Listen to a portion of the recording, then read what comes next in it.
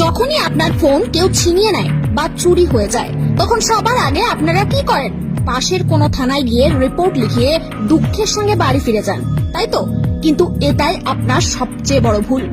কারণ আপনার এই ভুলের সুযোগ নিয়ে অপরাধী ও সন্ত্রাসবাদীরা আপনার চুরি হয়ে যাওয়া ফোন থেকে খুন বা বড় ধরনের সন্ত্রাসমূলক ঘটনা ঘটাতে পারে। এখন আপনাদের মনে প্রশ্ন আসতেই পারে, এতে আপনাদেরই বা কি করণীয়? ফোন খুঁজে বের করে তার মাধ্যমে করা অপরাধ বন্ধ করার দায়িত্ব তো পুলিশের। আপনি ঠিকই বলেছেন, কিন্তু এতে পুলিশের কাজের দায়িত্ব অনেক গুণ বেড়ে যাবে।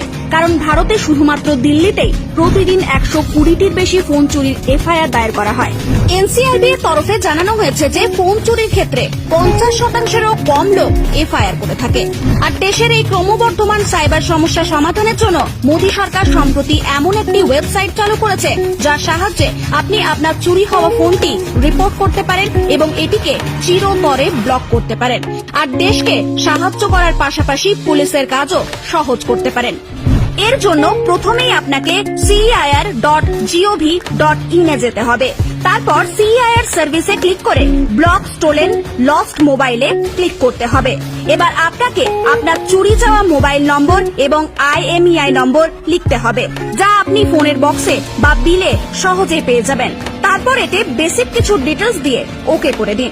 এখন আর আপনার চুরি যাওয়া ফোনে নতুন সিম ঢুকিয়েও কোনো কাজ হবে না।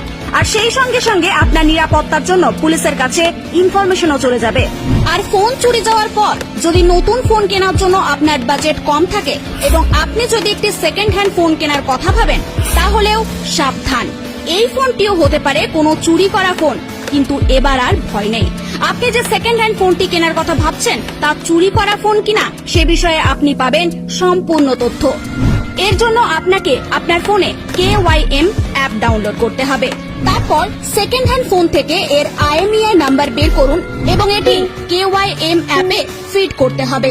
যদি ভুল করেও আপনার এই ফোনটি চুরির হয়ে থাকে তাহলে এই ফোনটি সেই KYM অ্যাপে ব্লক লিস্টেড শো করবে। আর এইভাবে আপনি চুরির ফোন কেনা থেকে নিজেকে আটকাতে পারবেন। ফোন সংক্রান্ত সাইবার ক্রাইম নিয়ে আরেকটি সাধারণ সমস্যা আপনি নিশ্চয়ই অনেকবার শুনেছেন। আপনার আইডিতে ভুয়ো নম্বর নিয়ে কেউ কোনো অপরাধমূলক কাজ করছে না তো? এটা পরীক্ষা করার জন্য আপনি এই ওয়েবসাইটে যান এবং হোম পেজে আপনার ফোন নাম্বার দিয়ে এবং OTP অপশনে ক্লিক করুন। OTP দেওয়ার পরেই আপনার আইডি সম্পর্কিত সমস্ত